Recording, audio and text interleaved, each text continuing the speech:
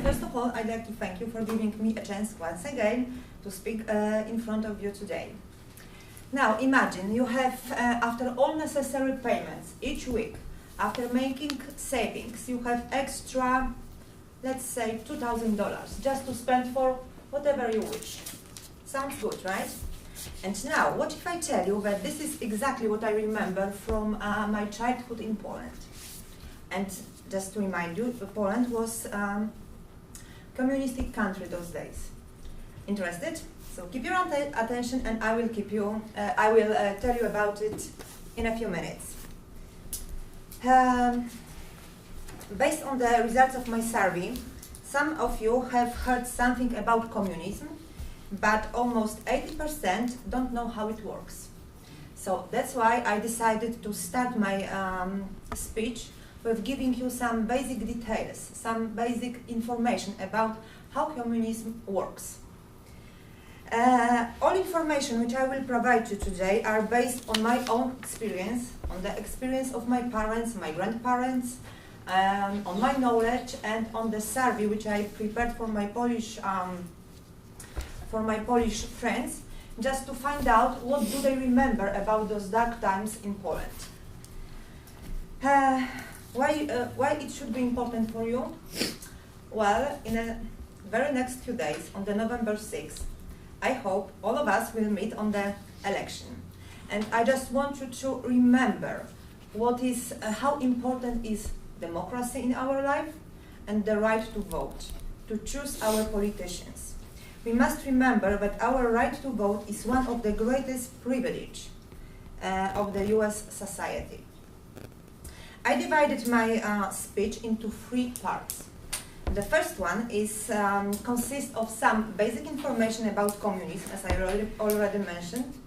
The second one is about solidarity movement, which has led the whole Eastern Europe, including Eastern Germany, to abolish the communist system. And the third one is about Lech Wałęsa, who was the main leader and the founder of Solidarity movement. Now, let me begin with the question. Does anyone of you remember Hurricane Sandy from 2012? Okay, good. And I'm not asking you about the disaster which Sandy brought with her, but about what has happened in the stores during that time, at the gas station. All items at the stores were sold out.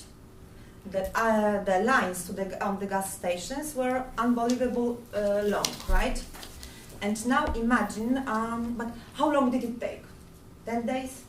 Maybe 2 weeks. And now imagine that you have to deal with such a situation for 40 years. And this is what has happened to Poland. After World War II, till June 1989, we had communism. And according to the article written by Richard Dagger and Terence Ball, published at www.Britannica.com, communism is a political and economic doctrine that aims to replace private property and a profit-based economy with public ownership and communal control of at least the major means of production and natural resources of a society. In a short version, which is a version of my father, if everything belongs to everybody, in fact, it belongs to nobody, and nobody cares about it. As I told you at the beginning, money was not a problem in Poland. I remember that my parents and the parents of other children I knew, they had money. But the problem was that they had nothing to spend those money for. There was literally nothing at the stores. You have a chance to buy a fresh milk, fresh bread or fresh cheese in the morning, but if you wanted to buy a meat, vegetables or fruit, you have to arrange it on your own. The best idea, the best solution was to have a family living on a farm. But if you haven't such a family living on a farm, you were forced to pay under the table at the store. 200 or 300 or 400 more than regular price at the store, and it was official. And if you wanted to buy some furniture, some TV, carpet or vehicle, you had to sign up for a special waiting line, and the regular waiting time for TV was 2 years. For carpet it was 1 year, and for vehicle it was about 3-4 years. And it was one of the communism phase. The second one, even worse, was that we had a lot of restrictions and limitations. We had police hour, which means that nobody could be on the street after 10 p.m. You could be arrested. And remember, no human rights were executed. So you could be even killed at the jail. We couldn't go abroad because all passports were kept by special political institution. There was no freedom, no speech, no freedom of speech or religion. According to the Communist Party, there was no God. The only truth you could believe in was the truth of Marx and Engels, the fathers of communism. Now, when I gave you some information about communism, I would like to tell you about Solidarity movement and how it affected the communism in the whole Eastern Europe. Solidarność, which is the Polish name for solidarity, is the Polish trade union that in the early 1980s became the first independent labor union in Poland. And this is official version information provided by editor of Britannica 2018. In 1980, Polish Communist Party decided to increase prices, food prices, 5 times during 1 day. So imagine, today you pay for something $20, tomorrow 100 for the same item. And this is this day the Solidarity movement was born. Few people from a Polish shipyard in Gdańsk, they established a movement which in a very few days joined 17,000 workers. Polish regime was forced to open negotiation with them. But the strikes of '98 were beginning of the social revolution. Just in 10 months, Solidarity grew up from 17,000 to 10 million members, which was almost a half of Polish adult population those days. People wanted the changes. They wanted to live in a democratic country. The civil war was almost there, but instead of civil war, regime decided to declare a marital war. What is marital law? It's basically a lot of soldiers on the street. I was 3 years old those days, but I remember those soldiers. And you could be arrested for not having documents with you. All leaders of Solidarity were arrested. All their supporters were repressed.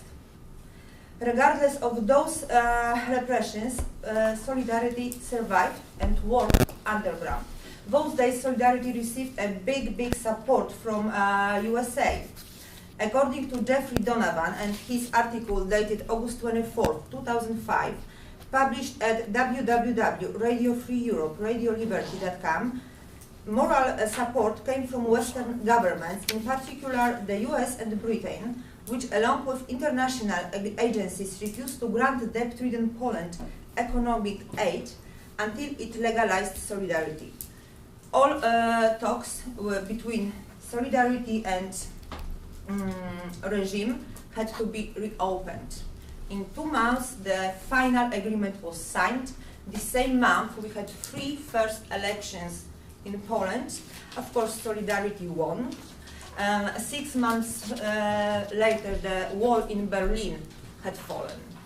Those, as I told you, Solidarity won those elections, and they took maximum number of seats in the both houses of Polish Parliament. And who was the father of that success? It was Lech Wałęsa. He's still alive, so he is still ordinary man, an electrician, not well educated. only some elementary classes and some vocational classes. But he became a leader of the biggest labor union in Poland and Eastern Europe. During the martial law, he was arrested and spent a year in a prison. According to Jeffrey Donovan and his article, which I mentioned before, Wałęsa would spend nearly a year in jail, and for the next 7 years he would be under constant watch and harassment by secret people. When he won the Nobel Peace Prize in 1983, he sent his wife to collect the award in Oslo, fearing he would not be let back into the country. Well, after the election was won by Solidarity, Wałęsa was expected to be a prime minister, but he refused. And he ran next year to be a president, and he won. Well, if you will ask me if he was a good president, I will tell you there are 40 million people, Polish people around the world. And if you will ask them with that question, you will receive 40 million different answers. This is the truth. The situation was very, very hard. There was a very, very high level of unemployment and poverty. Now the situation was changed. People had everything at the store, but they had no money. So the situation was opposite. And according to Gerald D.J.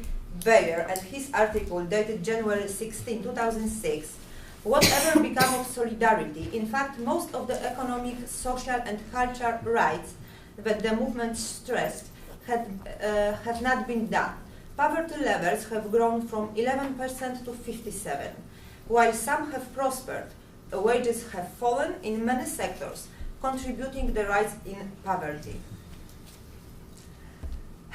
But despite all of those hard times for Wałęsa, for Polish people after he won the election, we have to remember that Lech Wałęsa was that one man who stood against the communism regime and led 40 million people to the victory of democracy. In conclusion, I know that my speech was quite detailed, but when it comes to history, some dates, some facts must be provided. So I'm sorry. Anyway, I'd like to finish my speech with using the words of Lech Wałęsa and his speech, which was delivered before the joint session of Congress in Washington, D.C. On November 15, 1989. He said, "The Poles have traveled a long way. It would be worthwhile for all of those commenting on Poland, often criticizing Poland, to bear in mind that whatever Poland has achieved, she achieved through her own efforts. Everything was achieved thanks to the unflinching faith of our nation in human dignity, and it what is described as the values of Western culture and civilization." And once again, all. See you on 6 November on voting.